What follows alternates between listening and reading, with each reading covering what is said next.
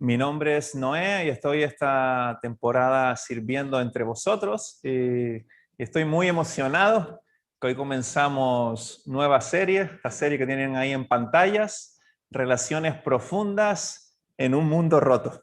La serie promete, parece que con esa imagen ahí por Samuel que tiene nos pone las expectativas altas, a ver si estamos a la altura de las expectativas. Y vamos a hablar de muchas cosas. A lo largo de algunos domingos vamos a hablar de la amistad, de las relaciones, del matrimonio, del sexo, de la comunicación, de la crianza, de la soltería, de algunas de estas cosas a lo largo de algunos domingos. Y vamos a intentar hacerlo de una manera fresca y sobre todo de una manera bíblica y aprender juntos a lo largo de esta serie. Y que el Señor nos desafíe y ojalá que podamos hacer cambios en nuestras vidas a medida que vemos cosas en la palabra del Señor. Y el título de hoy es El desafío de las relaciones. Comenzamos con malas noticias. El desafío de las relaciones. Y comenzamos haciéndonos algunas preguntas acerca de las relaciones. No sé si soy el único, pero las relaciones a menudo se presentan complicadas.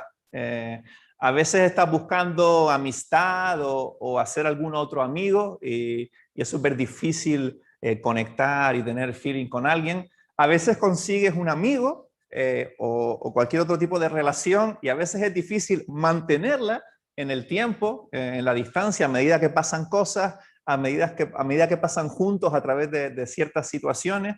A veces se hace complicado disfrutarlas. Parece que solo estamos intentando mantenerlas y resolviendo conflictos y hablando de cosas que han pasado negativas y no conseguimos disfrutarlas. O sea, hay todo un barullo alrededor de las relaciones. Y no sé si tenemos todas las respuestas, pero tenemos muchas preguntas acerca de las relaciones en torno a las cuales vamos a ir reflexionando juntos desde la palabra del Señor. El desafío de las relaciones. Y la primera realidad que quiero poner delante de todos nosotros es que las relaciones son difíciles y están en peligro. Piensa en la actualidad a nuestro alrededor, el peligro que corren las relaciones a pequeña distancia, amigos que ahora lo son, que mañana no lo son, problemas, conflictos, celos, familias rotas en mil maneras. Este título es apropiado porque si contemplamos las relaciones, tenemos que concluir que las relaciones están en peligro. A grande escala podríamos hablar de cómo están las relaciones internacionales, de los problemas migratorios, de las pequeñas guerras que hay a lo largo del mundo de las que no sabemos nada, las grandes guerras, los grandes conflictos. Las relaciones están en peligro. Y un artículo en el periódico El País, hablando de todo esto, titula el artículo, este periódico de tirada nacional, El fin del optimismo. Sobre todo antes de las guerras mundiales había mucho optimismo acerca de cómo la humanidad estaba avanzando y todas estas situaciones han cambiado las tornas un poco. Y dice el artículo, la facilidad con la que se recurre al término crisis en los discursos contemporáneos no es tanto una prueba de rigor en el análisis de la realidad, más bien es una prueba de resignación. Ya hablamos de crisis, siempre estamos en alguna crisis. Estamos en pandemia, si no estamos en conflictos políticos, siempre estamos en crisis. Parece que oímos la frase, estamos en crisis o el país está en crisis, y es como, sí, o sea, ¿cómo vivimos? Vivimos en crisis, estamos como resignados, ¿no? Las grandes crisis nos han hecho resignarnos en un sentido. Y es súper interesante que en paralelo a la dificultad de las relaciones, a pequeña escala, con tus amigos, en tu familia, a grande escala en las relaciones internacionales, lo que sea. En paralelo al peligro y cómo las relaciones se están destruyendo, está el auge de las relaciones virtuales por medio de las redes sociales. Es muy interesante cómo las redes sociales cogen cada vez más popularidad cuando las relaciones no están yendo a mejor. Y esto sería muy interesante analizarlo desde la antropología, la sociología o lo que sea, pero esto está sucediendo. Y una psicóloga, Claudia Torres, analizando esta realidad a nuestro alrededor, dice, las personas han necesitado desde siempre socializar para encontrar cierto bienestar. Las personas necesitan las relaciones para estar bien. Algo que el uso de las redes sociales como medio para relacionarse han puesto enormemente de manifiesto. Quizás esto es así porque necesitamos tanto las relaciones y no las conseguimos porque hay problemas y nos cansamos ya de pelear por las relaciones y de tener otra vez hablar de este tema. Paso, ya no, estoy aburrido de volver a tratar estos temas, de volver a tener que pedir perdón, de volver a tener que ser perdonado, lo que sea, pero necesitamos las relaciones y esa necesidad está estallando en las redes sociales. Te pones ahí con tu móvil, en tu sofá, sin nadie a tu alrededor, a relacionarte con gente sin tanto conflicto. Es como la vía de escape a la problemática de las relaciones. Y esta psicóloga, hablando ahora del lado oscuro de las carencias que tienen las redes sociales, dice: las redes sociales en nuestros irreemplazables dispositivos, los nuevos grilletes electrónicos que nos mantienen casi prisioneros. Y dice ahora, jugando un poco con las palabras, provocando por un lado un acercamiento lejano y por el otro un distanciamiento con lo más cercano. Qué interesante que la vía de escape a esta necesidad de las relaciones, las redes sociales, esté ayudando aún más a que desconectemos de la gente que tenemos a nuestro alrededor. Es un tema súper interesante y no voy a profundizar mucho en eso, pero podemos ponernos a pensar. Hay cosas buenas en las redes sociales, hay cosas malas en las redes sociales, pero todo esto pone de manera evidente que necesitamos las relaciones y que las redes sociales no satisfacen esta necesidad. Y una frase clave hasta este momento, para resumir un poco lo que hemos dicho: las relaciones están en peligro, pero las necesitamos desesperadamente. Vamos a ir hilando esto un poquito. A menudo la vida tiene que llevarnos a momentos de sufrimiento, momentos muy complicados, momentos en los que no sabemos qué hacer, momentos de tensión, para que salgamos de nosotros mismos y deseemos conectar con otros y empaticemos con las personas. Un ejemplo. Leí hace algunas semanas acerca de María de Villota. Aquellos que les gusta el deporte o la Fórmula 1 les sonará quién es. Ahí hay una imagen de ella. Tuvo un grave accidente en 2012. Era una piloto muy virtuosa y llegó a estar hay documentales de esto, a primer nivel en la Fórmula 1 como piloto de desarrollo, a primer nivel en la competición. Tiene un montón de premios, en plan, la primera mujer que ganó tal, la primera mujer que estuvo en la carrera tal, la primera mujer, o sea, muy virtuosa. Y estando en la Fórmula 1, tuvo un accidente terrible en el que hay mucha controversia y chocó con la parte de atrás de un camión, esto que se abre la pala, y le destrozó la cabeza de muchas maneras, perdió un ojo, etc. Y sobrevivió. Y curiosamente, después de ese accidente, sus sueños de la Fórmula 1 rotos, escribe este libro: La vida es un regalo. ¡Wow! Y hay muchos documentales de cómo en entrevistas hablando del regalo que es la vida, de aprovechar las oportunidades, de conectar con la gente, etc. Y dijo en una entrevista: ahora siento mucho más el dolor de la gente. Y dirás: wow, eso es tremendo. Pues no, es muy bonito, porque tengo el pulso cogido a mucha gente que lo necesita. Y aunque duele, interesante, es la forma más bonita de estar vivo, porque no estás solo. Wow. María de Villota pone otra frase clave delante de nosotros.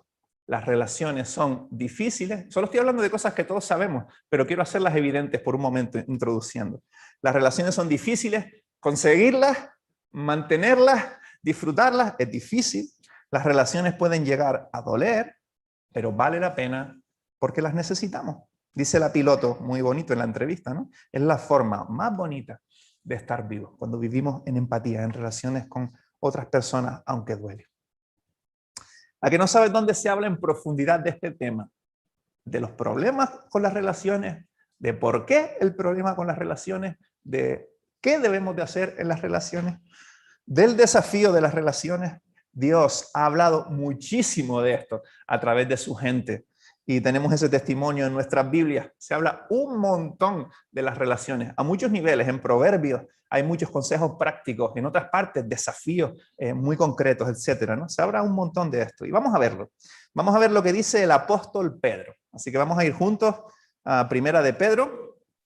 Vamos a abrir nuestras Biblias ahí y vamos a ver qué nos dice el apóstol. Primera de Pedro, capítulo 4. Aquí en este texto va a estar nuestro versículo base. Primera de Pedro, capítulo 4, versículo 7, leemos en NVI, como siempre.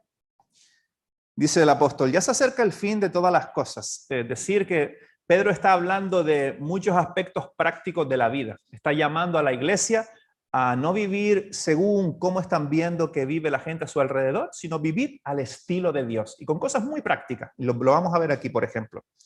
Ya se acerca el fin de todas las cosas. Así que para orar bien, manteneos sobrios y con la mente despejada.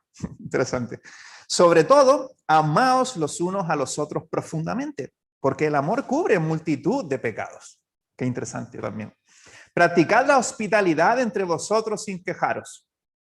Cada uno ponga al servicio de los demás el don que haya recibido, administrando fielmente la gracia de Dios en sus diversas formas. El que habla, hágalo como quien expresa las palabras mismas de Dios. El que presta algún servicio, hágalo como quien tiene el poder de Dios.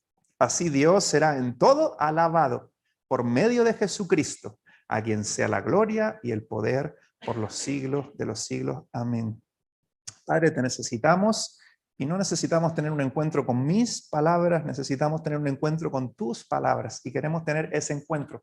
Así que háblanos, consuélanos, desafíanos, impúlsanos, cámbianos. Queremos estar contigo este rato. Ayúdanos a escucharte y a tener ojos para verte, especialmente en Jesucristo, tu máxima revelación. En su nombre oramos. Amén.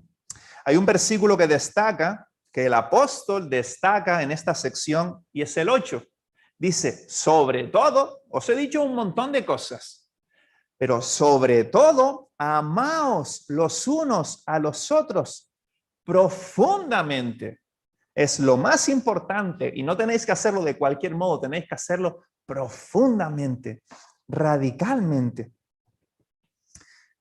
Aquellos que llevan tiempo leyendo sus Biblias, ¿os suena este desafío en otros lugares de la Biblia? Está por todas partes. Este mandamiento, esta frase se repite todo el tiempo. De hecho, Dios en Jesús resumió así la ley. Amen al Señor con todo lo que sois y amen a los demás como a vosotros mismos. El problema es que nosotros escuchamos esa frase y nos quedamos con las últimas palabras. A vosotros mismos, yo. Y nos amamos solo a nosotros mismos, pero el desafío es salir de nosotros para amar a Dios y a los demás y a nosotros mismos también.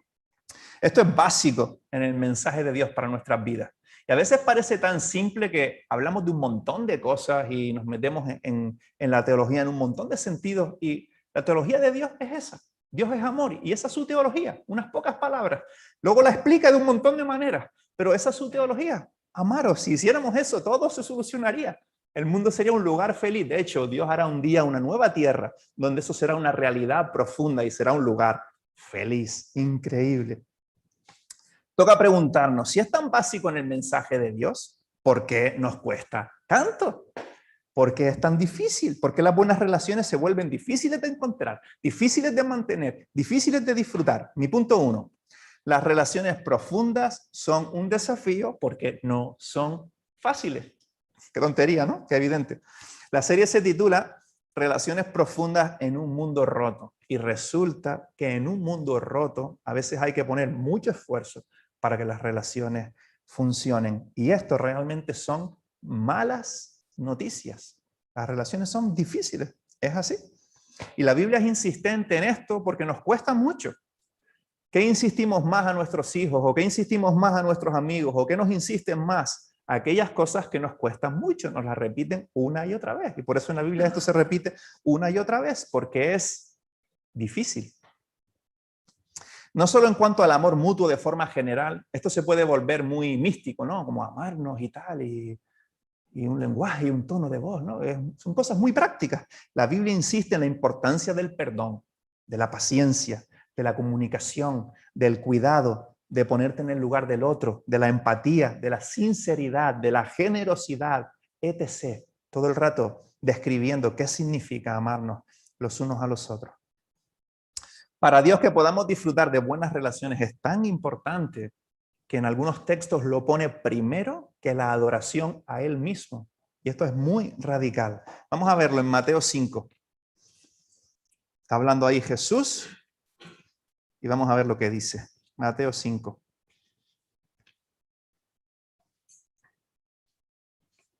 Mateo 5, versículo 23.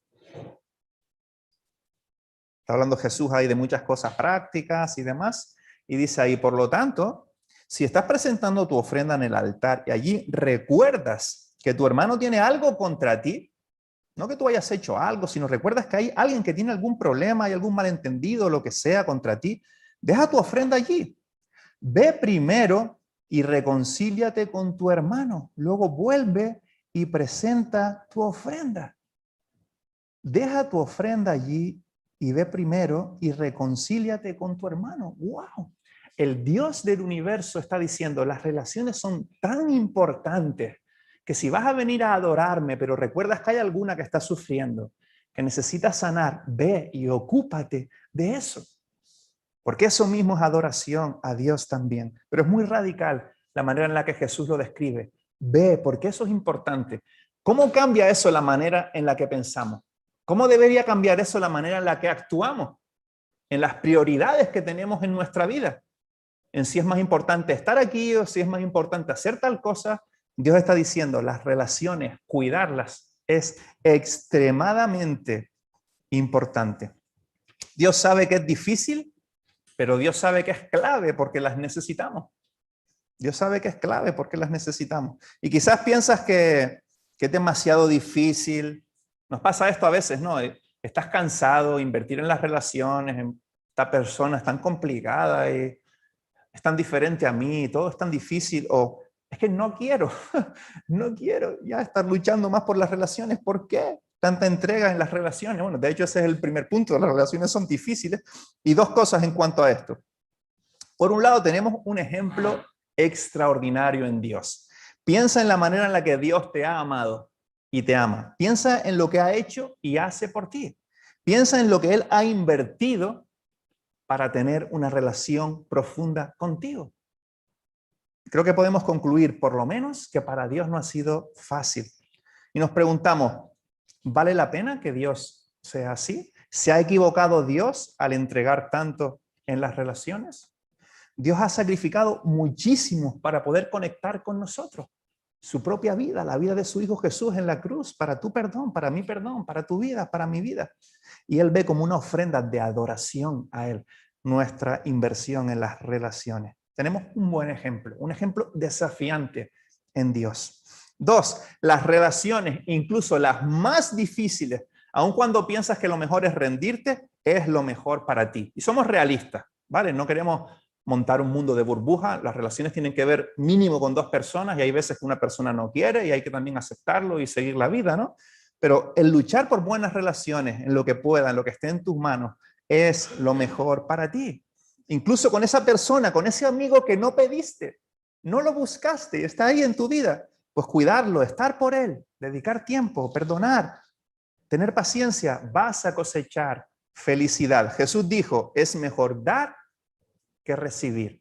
Dijo en Hechos 20:35, hay más dicha en dar que en recibir. Así es Dios. Y Dios es el ser más virtuoso que existe. Y no es que quiera ponerlo bonito diciendo que si inviertes en relaciones y sacrificas y te esfuerzas a pesar de que duele, vas a ser más feliz. Es que Dios que nos ama, que nos quiere, lo ha hecho así, lo ha diseñado así. Si buscas las relaciones, te va a ir mejor, vas a ser más feliz, porque dando somos más felices. Pero sí, son difíciles las relaciones en un mundo roto. Y quizás te preguntas, si es tan difícil, ¿por qué no quedarme en casa? Quizás así haya más tranquilidad, haya más paz y decido mantenerme al margen de las relaciones. ¿Por qué esta necesidad en nosotros de socializar? ¿De dónde salió la idea de las relaciones? Vale, mi punto 2. Las relaciones profundas comienzan en Dios, en su mismo ser. Y aquí tenemos una paradoja en la que no quiero entrar, pero escapa a nuestra mente, la mente nos explota cuando empezamos a pensar en Dios de manera profunda, pero este Dios, este ser eterno, el creador, el ser trascendente que está detrás de todo lo que vemos, es uno y existe en tres personas, Padre, Hijo y Espíritu, en una relación eterna. Dice el credo de Nicea, escrito en el siglo IV, un solo Dios, Padre todopoderoso y un solo Señor Jesucristo, el Hijo de Dios, de la sustancia del Padre, Dios de Dios, luz de luz, Dios verdadero de Dios verdadero, de la misma naturaleza que el Padre.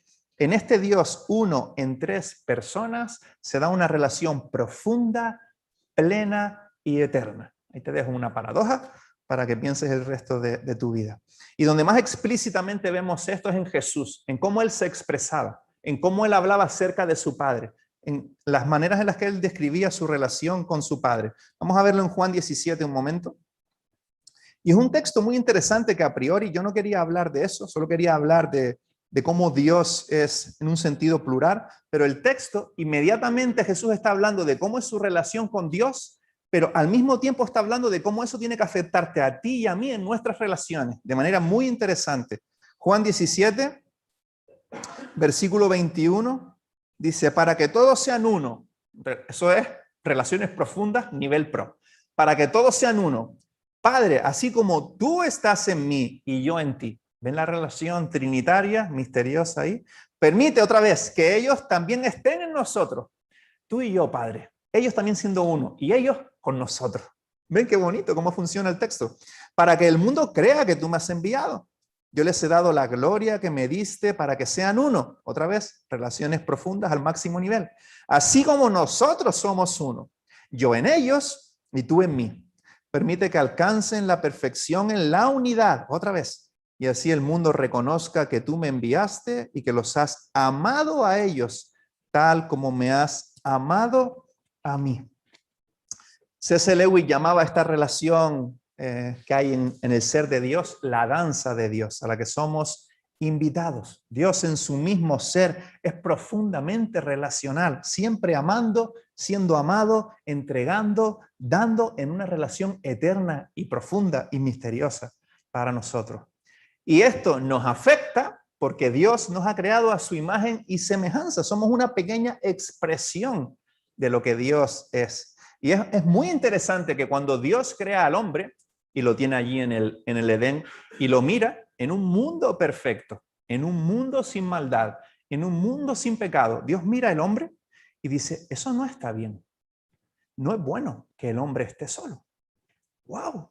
Muy interesante. Y Dios crea a los animales, pero ve que no funciona, que no hay intimidad con los animales y crea a otra persona, le crea a Eva. Entonces ahora Dios ve al hombre en relaciones profundas y dice, ahora sí, este mundo sí me gusta. El mundo funciona así, en relaciones, antes incluso de la entrada del mal, antes de que destrozáramos todo lo que Dios había hecho. Esto es muy interesante. Las relaciones son un bien y necesidad básica, incluso en el mundo perfecto que Dios creó. Y hoy en un mundo roto, porque está así, es evidente, donde Dios está haciendo algo nuevo en los que creen en Él, Dios llama y nos capacita, nos llama y nos empodera para vivir en medio de relaciones. Mi tercer punto. Vamos a ver un ejemplo en Dios una vez más en Efesios capítulo 1. Dios siempre es el ejemplo y de hecho los apóstoles muchas veces cuando llaman a la iglesia a amarse, primero usen su ejemplo y dice, así como Dios nos ha amado, ámense. Así como Dios siendo rico se hizo pobre, ofrenden. Una y otra vez nos hacen mirar allí para que entendamos cómo tenemos que vivir aquí. Y podemos mirar en Efesios para entender también cómo tenemos que vivir aquí. Efesios 1. Es muy interesante este texto en este contexto. Dice el versículo 4. Qué texto tan raro para hablar de esto. Dios nos escogió en Él antes de la creación del mundo. Dios tuvo la iniciativa primero, no vio un mundo roto hecho pedazos y dijo, voy a hacer algo. No, Dios tuvo iniciativa para tener una relación profunda con nosotros. Dios nos escogió en Él antes de la creación del mundo para que seamos santos y sin mancha delante de Él. Ahora, en amor, el distintivo de las relaciones, en amor, nos predestinó para ser adoptados como hijos suyos por medio de Jesucristo, según el buen propósito de su voluntad.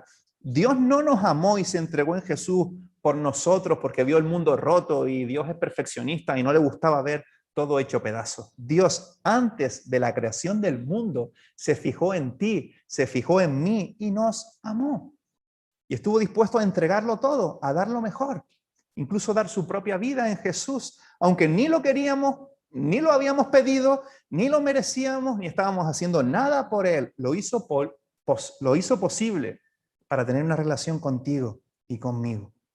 Dios es el ejemplo máximo de proactividad, de iniciativa en las relaciones. Antes de la creación del mundo ya estaba pensando cómo tener una relación profunda contigo y conmigo después de que rompiéramos el mundo que Él iba a crear. Dios no es pasivo, reaccionando a lo que sucede. Dios es activo, busca las relaciones, es proactivo en buscar las relaciones, cómo sanar relaciones, cómo conectar contigo, buscando el bien de todos, tomando la iniciativa para relacionarse con todos, contigo, conmigo.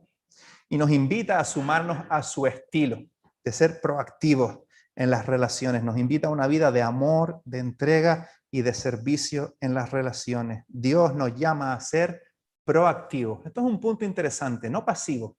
No que cuando te llega una relación intentes cuidarla, que seas proactivo en buscar relaciones, en hacer bien a otros en medio de relaciones profundas. En cualquier contexto, hay muchos niveles, en Jesús lo vemos también. Hay otros niveles en los que no va a ser una relación muy profunda, pero puedes cuidar a un colega, a un compañero de trabajo, a un vecino, a tus amigos profundos, a tu familia. En cualquier contexto somos llamados a ser activos en las relaciones. Y hablaremos de algunos de estos aspectos a lo largo de la serie. Y hoy vamos a tocar uno de los aspectos como cuarto y último punto hoy, la soltería. La palabra soltero se parece mucho a la palabra solo, ¿no? Parece que pensamos en un soltero y pensamos en una persona sola, sufriendo soledad, pero es una mentira, no es así. Vamos a hablar un poquito de la soltería. Una gran parte de nosotros somos solteros, hay personas viudas, hay personas divorciadas, hay personas que no se han casado, hay muchos solteros en la sociedad, así que es interesante ver qué dice la Biblia acerca de los solteros en las relaciones. Y la Biblia dice mucho, porque el 99% de lo que la Biblia dice es para los solteros, para los casados, es para todos. Pero también hay algunos versículos concretos acerca de ti si eres soltero. Y vamos a ver uno ahí en 1 Corintios 7.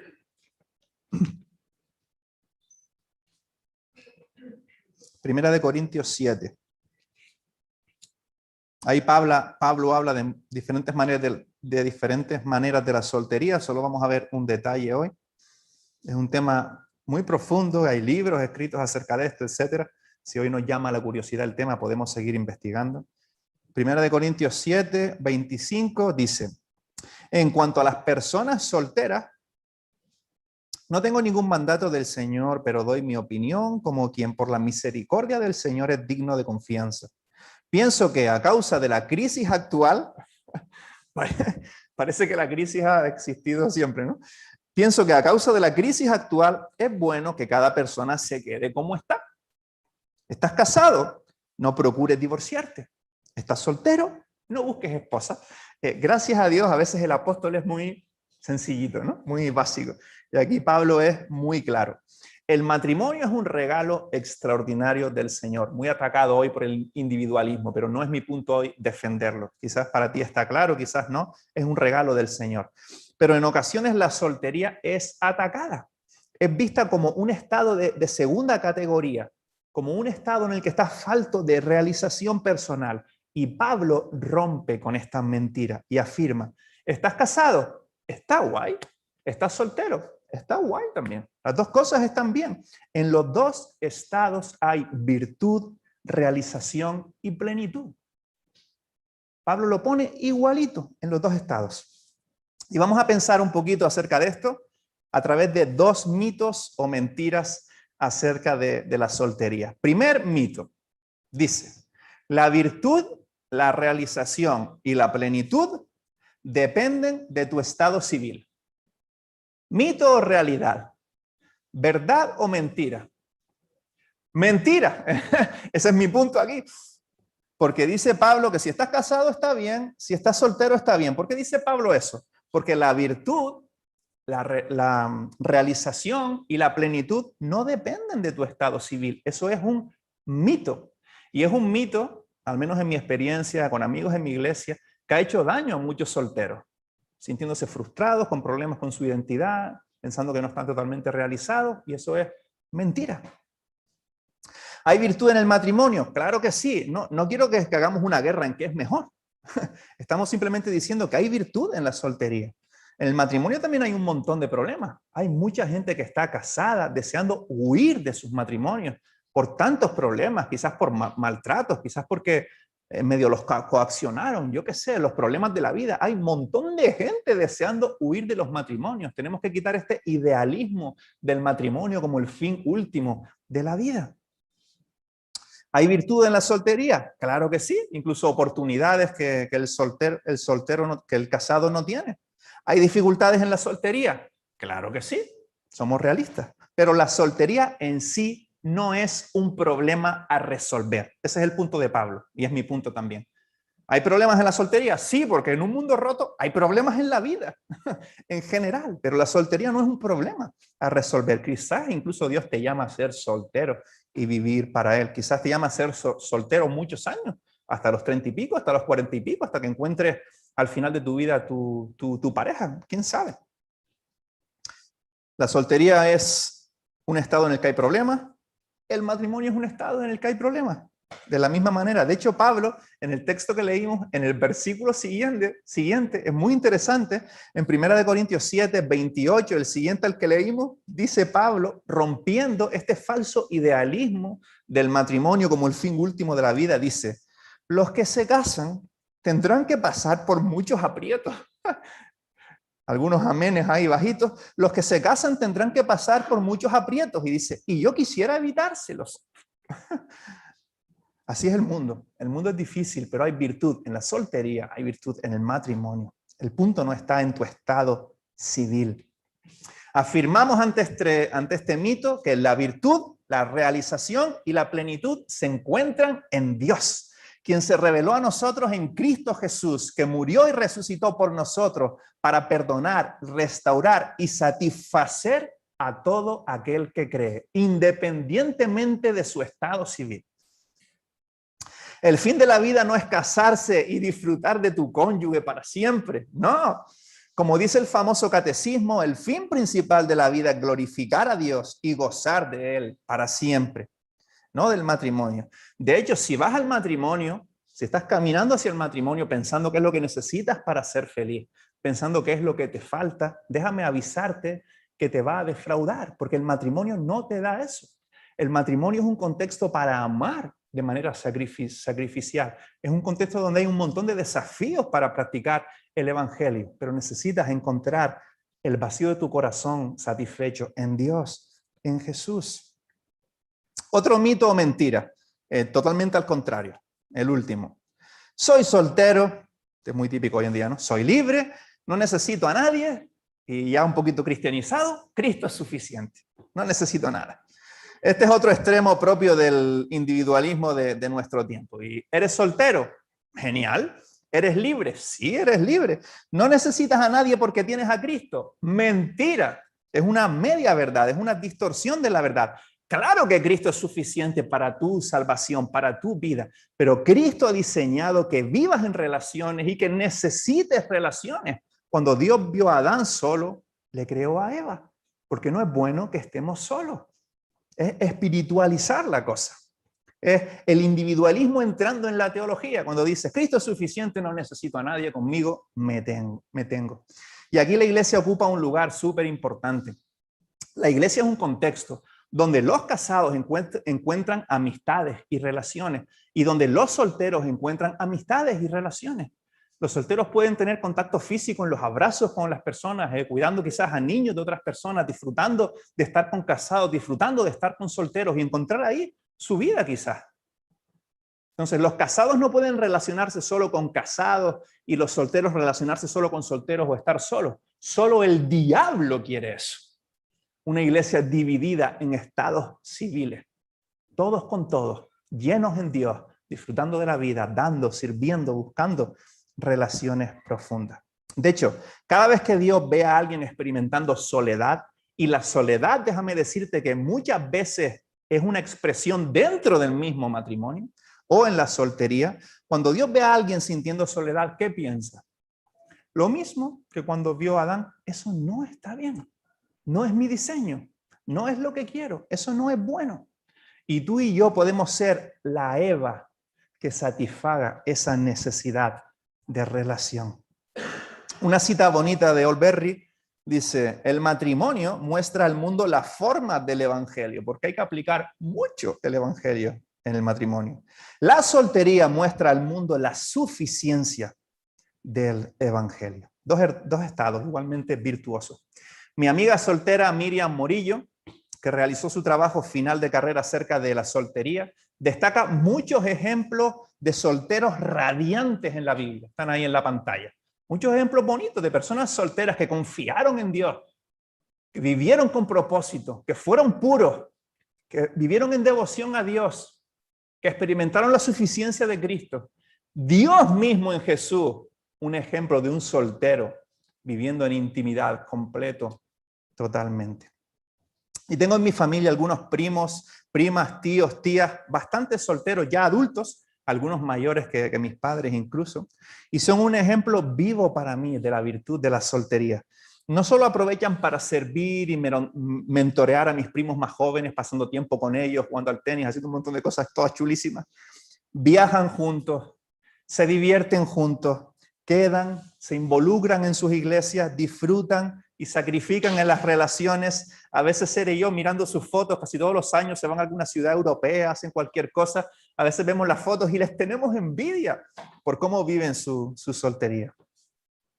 Dos de mis tíos solteros, Juan y Mari, han sido muy importantes para mí en mi niñez, en mi juventud, y aún hoy lo son.